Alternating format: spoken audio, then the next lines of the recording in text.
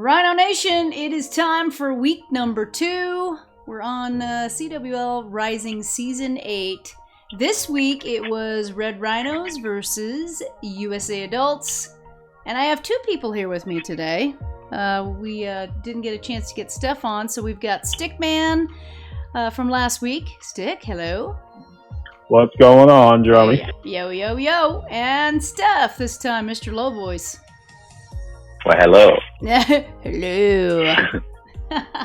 So both Stick and Stef are co-leaders, and they are also the CWL reps helping this season. So we're just going to go ahead and dive right in and check out and see what happened on this week number 2. So again, we have, what was our breakdown this week? 2, 6, 17? Is that what we did? I believe. Yes, I think so, Yeah, I think we did the standard breakdown. So let's go ahead and flip on over and see what we did here. And ouchie. That is a brutal score right there. 71 to 72. It was an ugly one, wasn't it? Yeah. It was painful. It was actually painful on both sides. You know, it's not like either one of us did fantastic, really.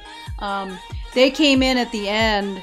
You guys were around. I was not feeling very well, but at the end, it looked like what happened was, you know, we had to do some dips. That was really our only choice. Did they have a dip fail, and then they had to go for 13v13? No, they did not. They just went straight 13v13 and 12v12. Okay.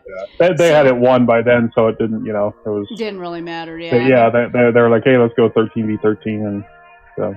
Yeah, and that pretty much sealed the deal. So, we didn't have a chance because we didn't do anything with the 12v12s, but we'll go ahead and take a look at some 11v11s. So good job to you, Stef. You were the only 11v11 six-packer, I believe. Yeah, unfortunately. Really? Yeah. So we'll go ahead and take a look at yours first on number 21, Mr. QC Lalo guy. So go ahead and I'll let you speak to it. We'll push play. Here it goes. So this actually wasn't my plan. I can't remember who hit it first, but I basically just copied what they did basically and dropped the jump because it was kind of useless. I just thought, why not just take an extra free spell and haste spell for the lalo. Okay. So, yeah, because and I think this was only hit twice, so you would have been just the second hit. So is it because the queen was able to get in there with that wall? Yeah, it's because she can already reach the eagle, so I thought, really no need to jump her. So. Right. Yeah, especially with that wall, the way that wall is spaced right there. She's not going to go around with the king on that side. So, and did you knew that Sam was there, so you did the loon? Yeah, I did the Coco loon, yeah.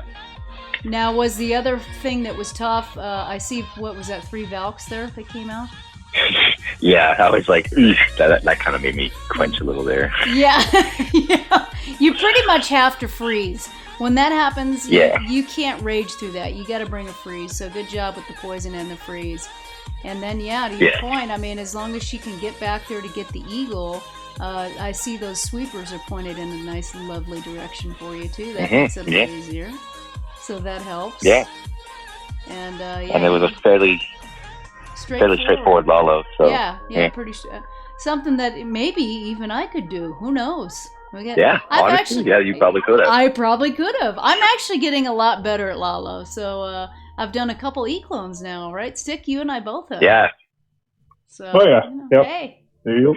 There's hope. There's hope yet. So nice job on that. And again, we needed some.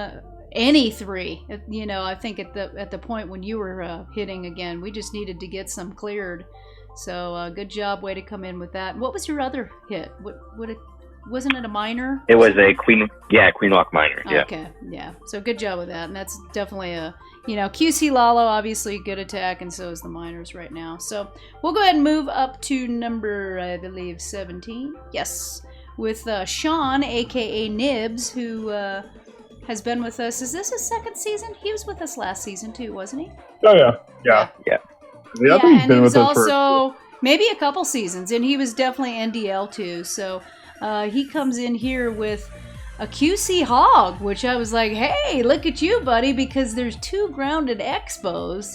So that was a little gutsy. You see, he has 3 rages as a result. So Did you guys watch this one live? I missed it. Okay. I did not see it live either, but he and several other guys were doing a lot of planning on attacks, so good for them. And you can see that ends up paying off, you know. I mean, there is something to planning together and also voice. I think there were a couple that, you know, maybe could have been saved had people been on voice, but it's not always easy when we have people. We have so many people all over the place this season. It makes it a little tougher. So good job to him. He's trying to deal with the Hound coming out right now, and he does have a couple minions, so good job. This was a fresh hit, so the rest of the attacks that we're going to look at are fresh hits. So, you know, whenever you don't know what the CC is and you're going to do a queen charge, it could definitely be a Hound in there. So you might as well bring a couple minions to help you. One or two minions if you want. But you can see you can easily get to the Eagle.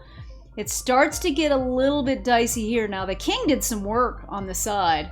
He did a great job clearing all that, and then he's still up by a sliver, so he goes ahead and sends in his Hogs once he knows that the Queen is taking on the enemy Queen.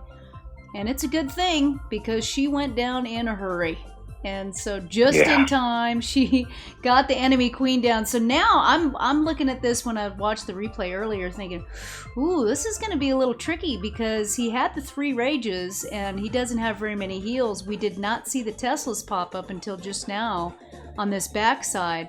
But the Slammer is really going to do some work. So I don't think I've seen it too often with the Slammer. I've definitely seen the Wrecker, but because of the placement, I think, of the Town Hall and what he was thinking that he was going to use the Slammer for, I think that's why he went for that. It worked out great for him.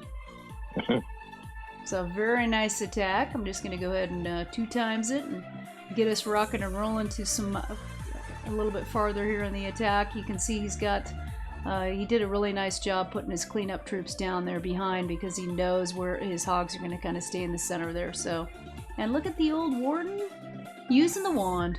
Nice job, buddy. He's good at that, isn't he? So that is Sean Nibs. We'll go ahead and move it up to number 16 with Ginger, who's back for another season. He was also in 11 last season. So good job to him. Let's see, what is he doing? Oh, okay. This is the one that we were talking about with the Yolotrone, right? With the 1 clone, he's got the 2 E-Drags. And this is another one. They had a lot of bases that had 2 grounded expos, I noticed. Did you guys notice that? Yeah. Yeah, there were quite a few. And so he's going to use the compartments on this base and watch as this kind of unfolds the value that he gets with these E-Drags in those expos. It's just craziness. Here he comes. Yeah, if those were 4 air expos, wouldn't have gotten that much value. No, he wouldn't have. But luckily, especially because that Sam right there hit him. Yeah. But luckily, right here it goes. Whoop, takes out all those, and then watch with this next one, he takes out the 3, and then the only one that's left is that grounded with just a sliver, but that doesn't matter. He's going to go ahead, and it looks like he got the sweepers in on that whole entry. So look at the value he got on entries at 46% already with, sending in his lalo. He probably could have saved his warden ability, but you just never know where that warden's going to go, do you, Steph? No. I say that because you got fried on the last war with your warden.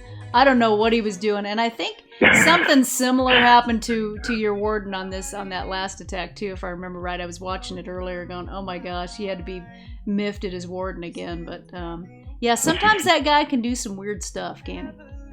Yeah, no, he can be real pain. He can be a pain. Just flying across. I can think of last week what happened to Steph with that damn. Yeah, that was funny. It was hilarious. I mean, not at the time. Let's don't get us wrong. No. But I was watching it and I was even miffed. I was like, what did he just do?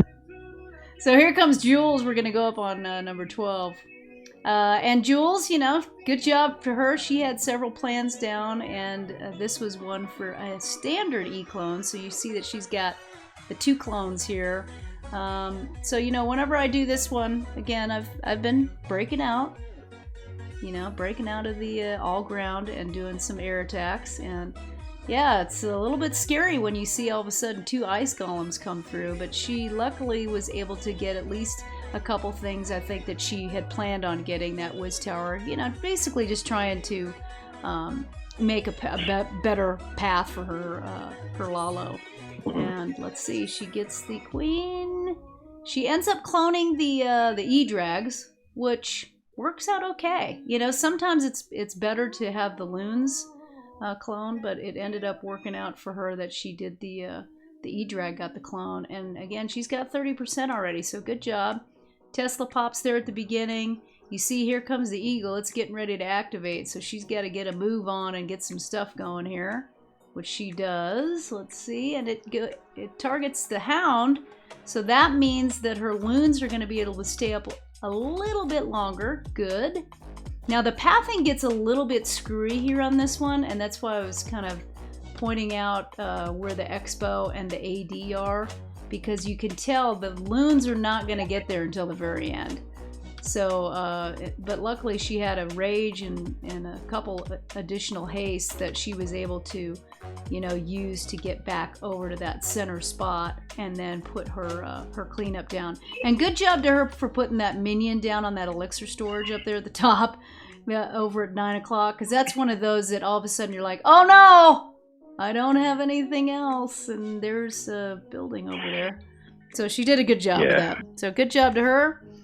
She was really close on the other one, but didn't quite get her second one. So, all right, so let's look at our last one with Hired Liability, aka Normo, who was he a 10 and an 11 last year? I'm trying to remember now. I feel like he had 2 accounts in last year. I think he did. Yeah, I feel like he did. So good to have him back again. What do you remember? Actually, I think you're thinking of Bump. I don't think Normo was with us last season. I feel like he was. Now I'm gonna have. Or to maybe he was. Yeah, I feel like he was. Now I have to think about it. Yeah, I think he had 2 accounts. But anyway, good to have him back. He was at least in with one, because I know he had the regular Normo account instead of, you know, this Hired Liability one. But he's coming in with a Dragbat. And if you check out where he's coming from, you see his queen got that 1 wizard tower on the side. So he's going to take care of this multi and another wiz tower at the entry.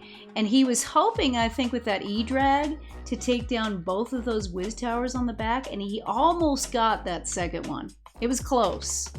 But if you see where his path is going because of the slammer, and his dragons are going to basically take care of that other Wiz Tower as well as the Inferno, and just in time he has some drags come down to take out the sweepers so that they don't play too much havoc with his bats. They push the bats down a little bit, but he pretty much overpowered this one. You don't see Dragbat too much, but we do have a couple people that use Dragbat quite a bit. I feel like we don't see it as often anymore, especially with the miners, that they're so powerful. Yeah. So, but good job to him. So, there we have it. Nice and easy. Just like that, 5 attacks. It's, you know, this is a tough loss. It really was. It was only that easy the rest of the war. I know. It was really a tough loss, and all we can do is hope that we can get our communication down. We had some communication things going on again, so you know, that's what happens when you're working with some new people. We've got quite a few new people in our group, so you know, we'll just try to turn it around this next week, and we'll just see what happens with this whole super troop thing. I don't know, it's gonna be crazy. But thanks a lot, guys, for joining me, and I think that's all we have for this time. Until next time, everybody, we will see you. So peace. Week 3, here we come.